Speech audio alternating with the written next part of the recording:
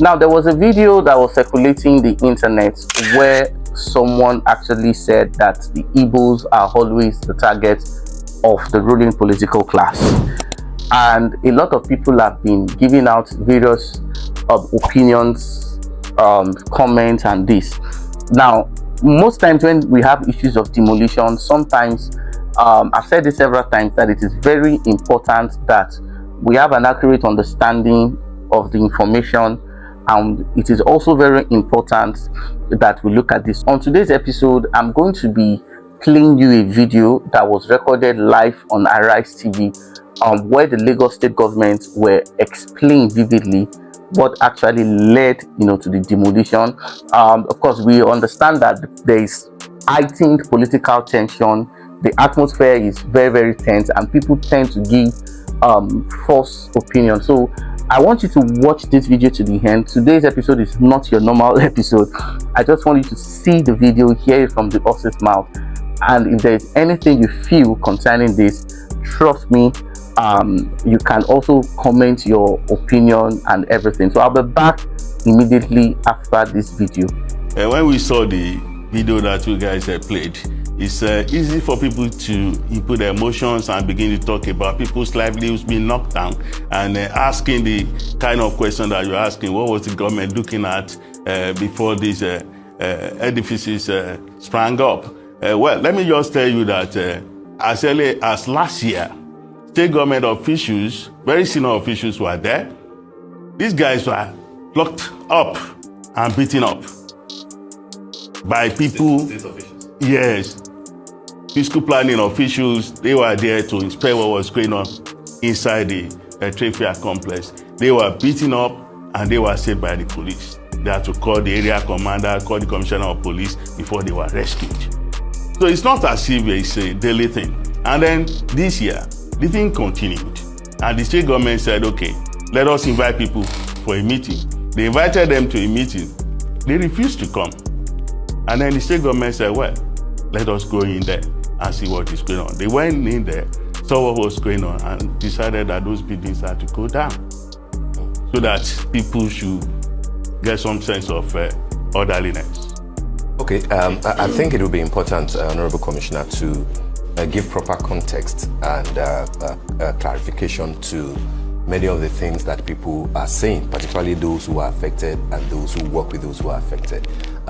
One key thing that they have been emphasizing on is the fact that they do have approvals, and that the approvals came from the federal government, because in their estimation, in their reasoning, the trade fair complex and the compound, I saw that one of your men made that distinction between the trade fair compound and the entire complex itself. So in their own estimation, they're saying that this is a territory that belongs to the federal government, and therefore the authorizations and the approvals that they needed and which they claimed that they got came directly from the federal government, Federal Ministry of Housing and Urban Planning, they said, through the authorities of the trade fair complex. I would like for you to clarify, even though many people would know that even if that were to be true, once the original purpose for which land in any state was ceded to the federal government,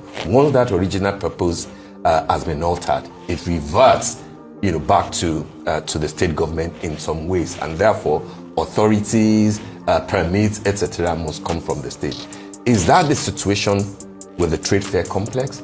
Were you ever in talks with the federal government that they claim that they got their authorizations from, or even the headship of the Lagos state, the Lagos trade fair complex, before it descended to a situation where state government officials were being attacked, and then they claimed that no notices were served, you just came in one day to demonstrate, high-handedness?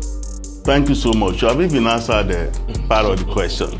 But the thing to say is that there is a 1992 regional and urban planning law that says that the federal government has powers over things like security, but that in planning, that the state government has the powers to show people what to do, how to build.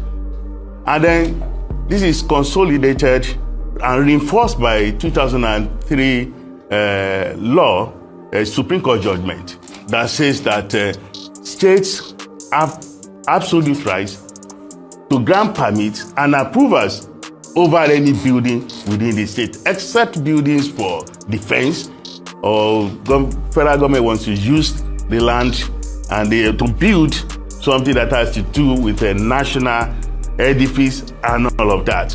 But whatever you want to build, whether the land belongs to the federal government or not, you need to get permit from the Lagos State government, because that law of 1992 is domesticated in Lagos State, and the Supreme Court has said that you cannot build anything without the approval of the state. So all these buildings that you are seeing there, they don't have any state approval at all. So it is just a matter of ignorance for people to say that because the place trade fair complex belongs to the federal government and that they can build in that trade fair complex whatever they like. So that place, they have done so much about environmental infrastructure, no approval or permit of any kind to build. So it's a laissez-faire attitude that they have displayed, which is a government is ready to stop because it is illegal. What is illegal is illegal.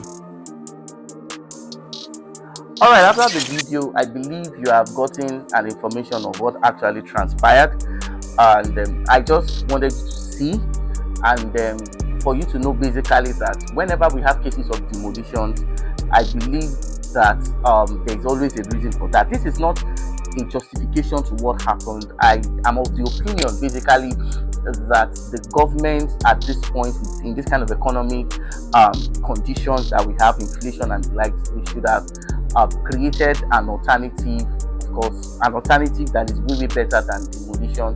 But it is very important that we have an accurate understanding of what is going on, so that there won't be issues and cases where people tend to, give different public opinions to this. So after watching this video, from what the Honorable Commissioner has said, are you fully convinced that the Igbos are being marginalized? Are you fully convinced that the Igbos are being asked to leave Lagos? Because when we have opinions like this, people tend to react to it differently. So until I come your way in another exciting, educative, and of course elaborative session of property matters, do well to subscribe, and I'll see you later. Bye for now.